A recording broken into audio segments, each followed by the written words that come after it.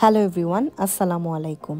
আজকে আপনাদের সাথে ল্যাম্বের একদম সহজ একটা রেসিপি শেয়ার করব।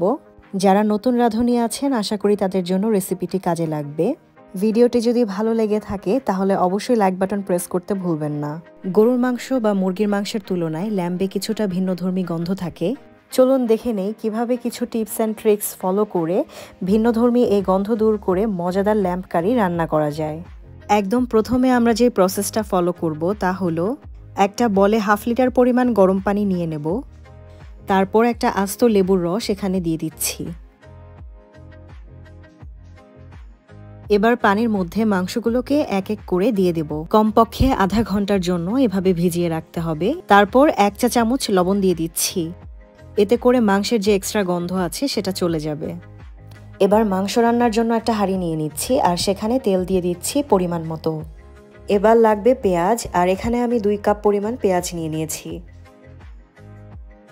অতঃপর এখানে কিছু আস্ত মশলা নিয়েছি 2টো তেজপাতা, 4টা এলাচ, অল্প কিছু দারচিনি আর 6-7টার মতো লবঙ্গ। এবার এই মশলাগুলোকে পেঁয়াজের সাথে অ্যাড করে দিয়ে ভালো মতো ভেজে নেব। দিয়ে দিচ্ছি 3 টেবিল চামচ আদা আর রসুনের পেস্ট।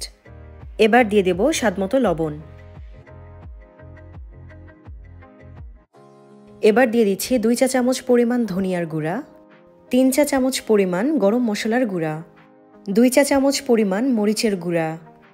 এবার 2 চা চামচ পরিমাণ তান্দুরি মশলা অ্যাড করে দিচ্ছি। তান্দুরি মশলা নামে বাজারে যে মশলাটা পাওয়া যায় এখানে সেটাই অ্যাড করেছি। হলুদের গুঁড়া দিয়ে দিচ্ছি 2 চা চামচ, 1.5 চা চামচের মতো কারি পাউডার এখানে অ্যাড করে দিচ্ছি। এবার এই মশলাগুলোকে একসাথে ভালোভাবে মিক্স করে নেব। তবে মশলাটা যাতে পুড়ে না যায় সেজন্য সামান্য একটু পানি দিয়ে এটাকে মিক্স করে কষিয়ে নিতে হবে।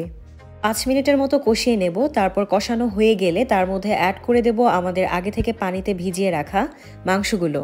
এবার মশলার সাথে মাংসগুলোকে খুব ভালোভাবে মিক্স করে নিতে হবে। তারপর একটু চেখে দেখতে হবে যে লবণ ঠিক আছে কিনা। যদি একটু কম মনে হয় সেক্ষেত্রে বাড়িয়ে দিতে পারেন। তারপর এখানে 4-5টা আস্ত রসুনের কোয়া দিয়ে দিচ্ছি। অতঃপর চুলার হিট একদম লো থেকে মিডিয়ামের মাঝামাঝিতে রেখে একটা ঢাকনা দিয়ে ঢেকে দিতে হবে। 10 মিনিট পর পর ঢাকনা উঠিয়ে নেড়ে দিতে হবে যাতে পাতিলের নিচে লেগে না যায়। এভাবে আমি প্রায় আধা ঘন্টা থেকে 40 মিনিটের মতো কষিয়ে নিয়েছি। তারপর 1 চা চামচের মতো চিনি এখানে অ্যাড করে দিচ্ছি। এরপর আমি 2টো টমেটোকে স্লাইস করে কেটে নিয়েছি। এবার এই টমেটোগুলোকে এই মাংসের সাথে অ্যাড করে দেব। তারপর আরও আধা ঘন্টার মতো মাংসগুলোকে কষিয়ে নেব। প্রায় 1.5 ঘন্টা কষানোর পর 2 টেবিল চামচ পরিমাণ ঘি এখানে আমি অ্যাড করে দিচ্ছি। এবার 2 চা চামচের মতো কেওড়া জল আমি এর মধ্যে অ্যাড করে দিচ্ছি।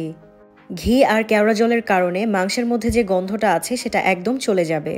এবার মাংসের মধ্যে 1.5 কাপ পরিমাণ গরম পানি অ্যাড করে দিচ্ছি। এবার সামান্য পরিমাণে ভাজা জিরার গুঁড়া এর মধ্যে দিয়ে দিচ্ছি। এবার 20 থেকে 25 মিনিটের মতো আরও জাল দিতে হবে। এবার চুলার হিট ফুল করে একটা ঢাকনা দিয়ে ঢেকে দিতে হবে। এবার 5-6টার মতো কাঁচা মরিচ মাঝখানে হালকা ফালি করে শুধুমাত্র ঘ্রাণ হওয়ার জন্য এর মধ্যে দিয়ে দিচ্ছি। মরিচ দেওয়ার পর পুনরায় ঢাকনা দিয়ে ঢেকে দিতে হবে এবং এভাবে আরও 10 মিনিটের মতো রান্না করব।